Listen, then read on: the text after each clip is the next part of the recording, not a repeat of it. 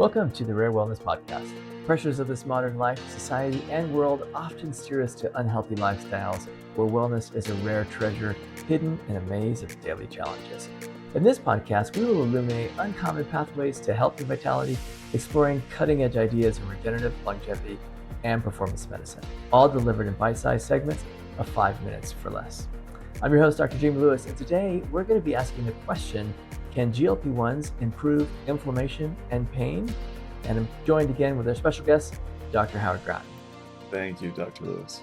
As always, this podcast is brought to you by Center for Regenerative and Performance Medicine, located in the beautiful Pacific Northwest. Visit us online at www.c4rpm.com.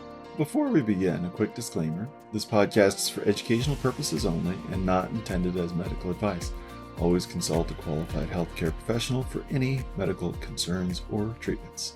Dr. Grattan, welcome to the show. GLP-1 receptor agonists like semaglutide and tirzepatide have gained fame not just for their weight loss and diabetes management, but also for helping patients optimize their overall metabolic health.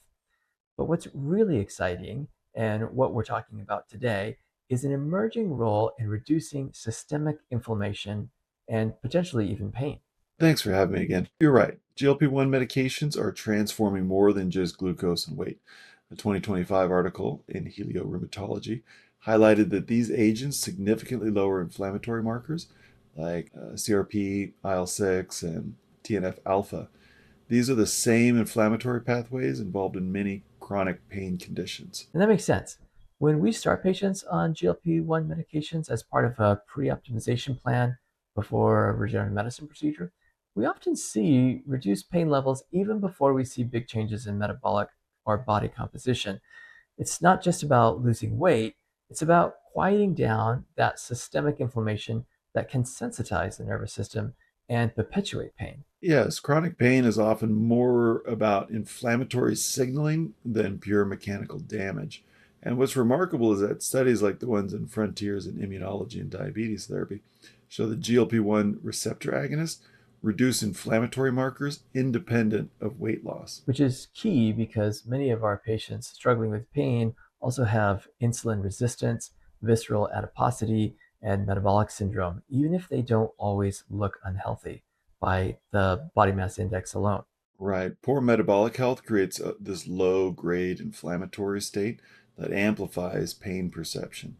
GLP-1 receptor agonists help by modulating the immune response, influencing cytokine production, improving endothelial function, all of which can reduce that underlying inflammation. So it opens the door for a whole new strategy using GLP-1 medications as part of a prehabilitative approach, not just targeting weight, but priming the internal environment to be more favorable for healing and reducing pain before we even intervene with regenerative therapies.